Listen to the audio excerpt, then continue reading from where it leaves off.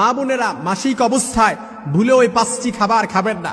যদি এই 5টি খাবার খান তাহলে ধীরে ধীরে আপনি ক্যান্সারের দিকে আক্রান্ত হবেন, অথচ আপনি নিজেও জানবেন না।